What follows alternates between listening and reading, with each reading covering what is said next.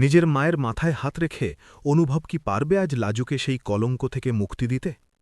যে বনলতাকে সবাই বিশ্বাস করত, তার আসল রূপ কি আজ সবার সামনে আসবে? নাকি তল্পিতল্পা গুছিয়ে লাজুকে চিরদিনের মতো এই বাড়ি ছেড়ে চলে যেতে হবে? অনুভবের একটিমাত্র কথা আজ কিভাবে পাল্টে দিল সবার ভাগ্য? জানতে হলে ভিডিওটি শেষ পর্যন্ত দেখুন। অনুভবের এই চরম সত্য প্রকাশের পর বাড়ির থমথমে পরিবেশ যেন এক লহমায় বদলে গিয়ে এক নতুন ভোরের ইঙ্গিত দিল। বনলতা যখন অপরাধীর মতো মাথা নিচু করে ব্যাগ হাতে সেই চেনা চৌকাট পার হচ্ছিল, তখন লাজুর মনের ভেতরটা হু হু করে উঠল। কারণ যে মানুষটাকে সে নিজের দিদির মতো সম্মান দিয়েছিল, তার এমন পতন সে মেনে নিতে পারছিল না। কিন্তু অনুভবের দৃঢ়তা আজ লাজুকে এক নতুন পরিচয় দিল। স্ত্রী যখন লাজুর হাত ধরে তাকে মেজ বউ হিসাবে মেনে নিলেন, তখন উপস্থিত সকলের চোখের কোণে আনন্দের জল চিকচিক করে উঠল। ঠাম্মি তার লাঠিটা একপাশে রেখে লাজুকে বুকে টেনে নিলেন আর বললেন, আমি জানতাম রে, আমার নাতবউ কোনোদিন অন্যায় করতে পারে না। তোর ওই স্বচ্ছ চোখ দুটোই বলে দিত তুই কতটা পবিত্র। এদিকে অনু আর বাড়ির অন্য সদস্যরা বনলতার চলে যাওয়াটা মেনে নিলেও লাজুর মনে একটা খটকা থেকেই গেল। কারণ ময়ূক তো জেলের ভেতরে থাকলেও তার জাল অনেক দূর বিস্তৃত। সে কি বনলতাকে এভাবে সহজে ছেড়ে দেবে, নাকি বনলতার অসহায়ত্বের সুযোগ নিয়ে আবার কোনো নতুন চাল চালবে?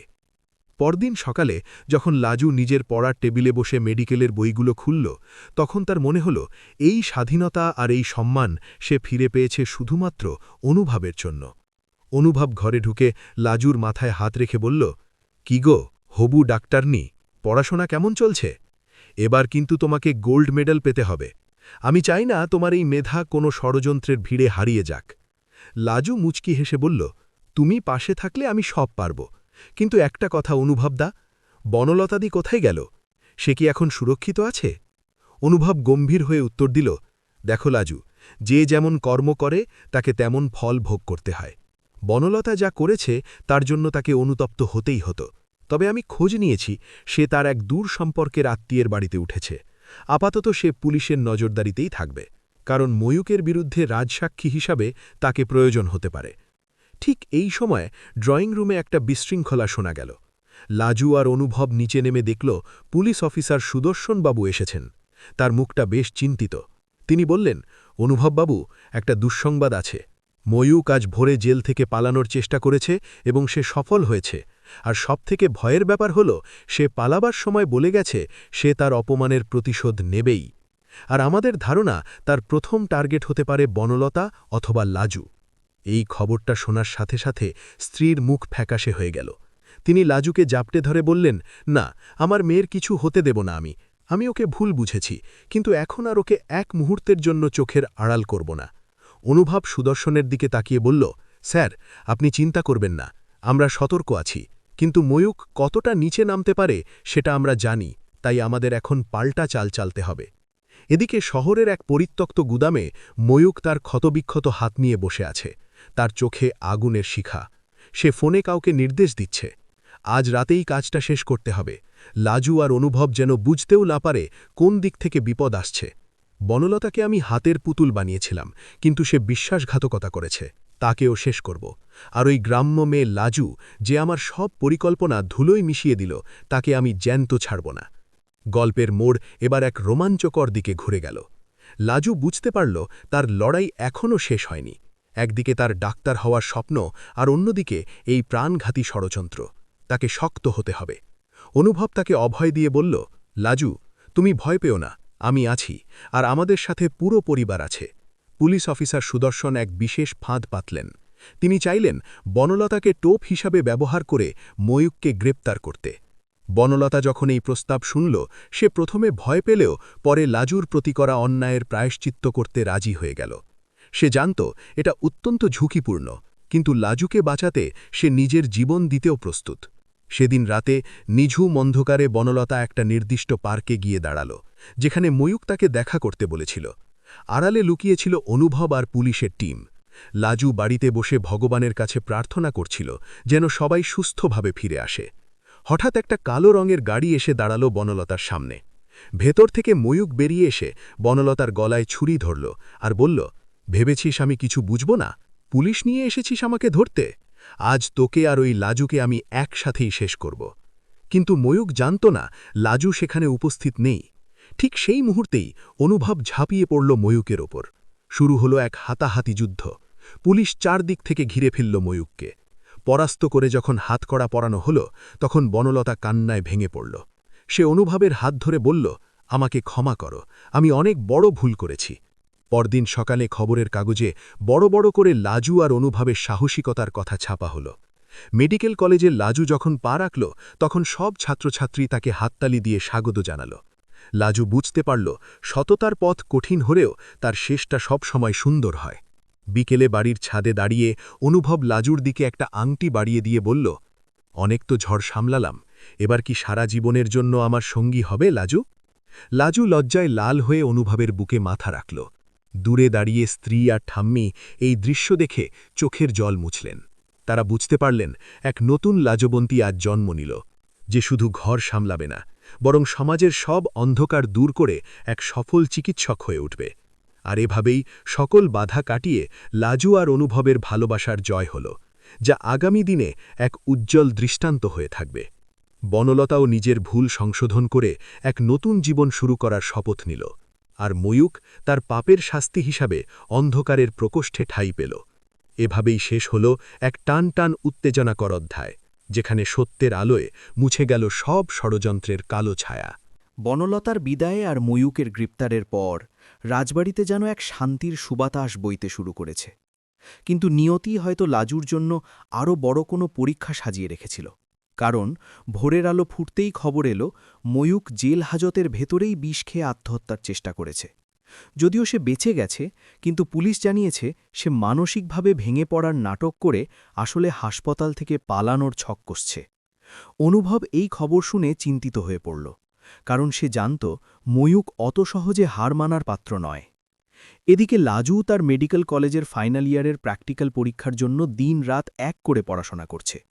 তার চোখে এখন একটাই স্বপ্ন, মা আর ঠাম্মির আশীর্বাদ নিয়ে তাকে একজন দক্ষ ডাক্তার হতে হবে।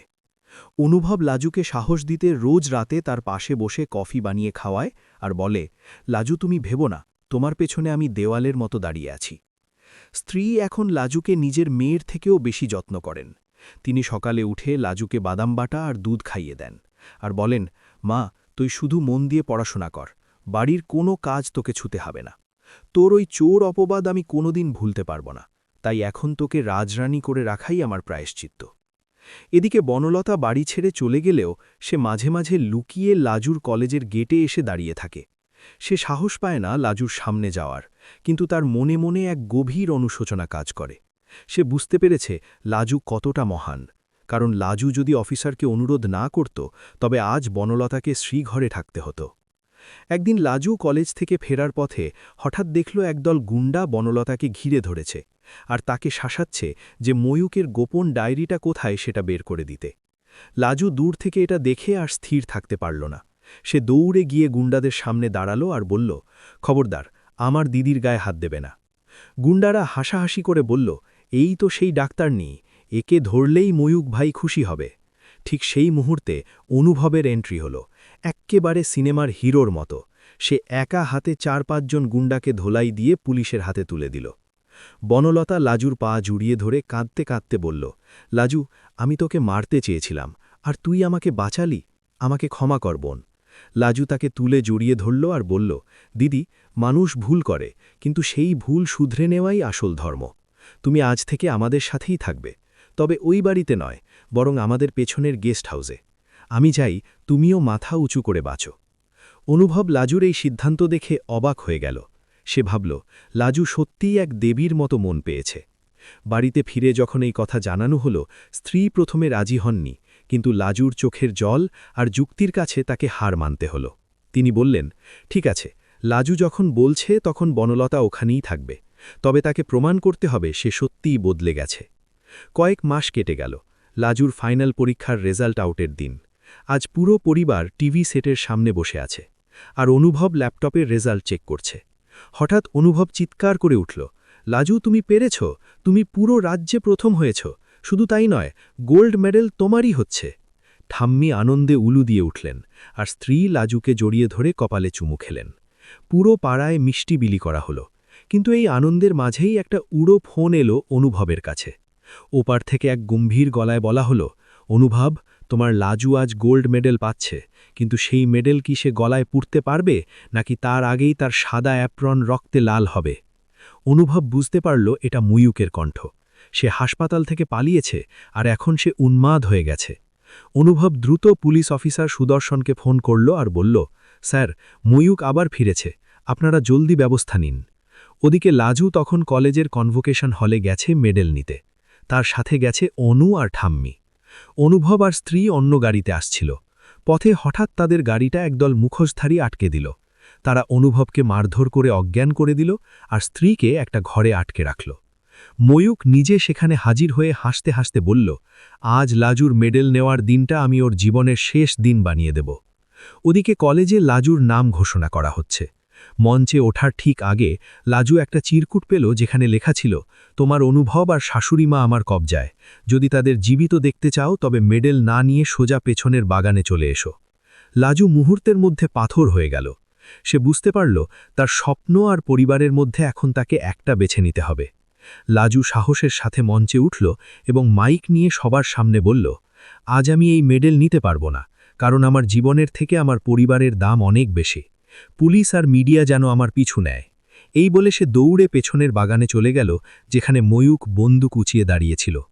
অনুভব আর স্ত্রীর দিকে ময়ূক চিৎকার করে বলল, এই তো এসে গেছে চোর অপবাদ থেকে বাঁচানো সতী সাবিত্রী লাজু, আজ তোর চোখের সামনে তোর স্বামীকে মারব আমি।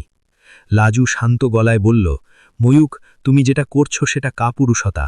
সাহস থাকলে আমাকে মারো, কারণ তুমি আমার বুদ্ধির কাছে হেরেছ, অনুভব বা আমার মায়ের কাছে নয়। ময়ূক ট্রিগার টিপতে যাবে, ঠিক তখনই আড়াল থেকে বনলতা একটা বড় পাথর ছুঁড়ে মারল ময়ূকের হাতে। বন্দুকটা ছিটকে পড়ে গেল, আর সেই সুযোগে পুলিশ চারদিক থেকে ঘিরে ফেলল।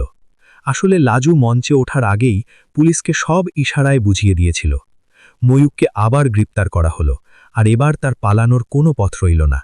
সুদর্শনবাবু লাজুকে স্যালুট দিয়ে বললেন, আপনার উপস্থিত বুদ্ধি সত্যিই প্রশংসনীয়। এরপর আবার মঞ্চে ফিরল লাজু। এবার তার সাথে থাকল অনু আর ঠাম্মি। দুজনে মিলে লাজুর গলায় সেই স্বর্ণপদক পরিয়ে দিলেন। সারা হল করতালিতে ফেটে পড়ল।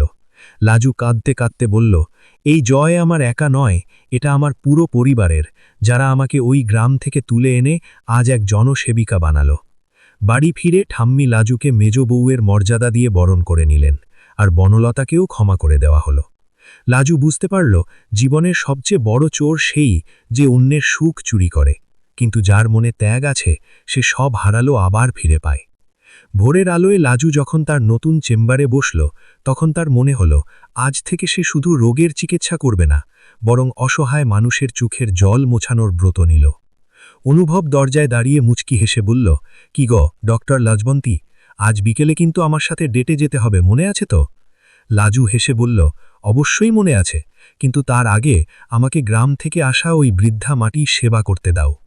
লাজু আর অনুর এই সুখের সংসারে এখন শুধুই আনন্দের মেলা, যেখানে কোনো ষড়যন্ত্রের ঠাঁই নেই।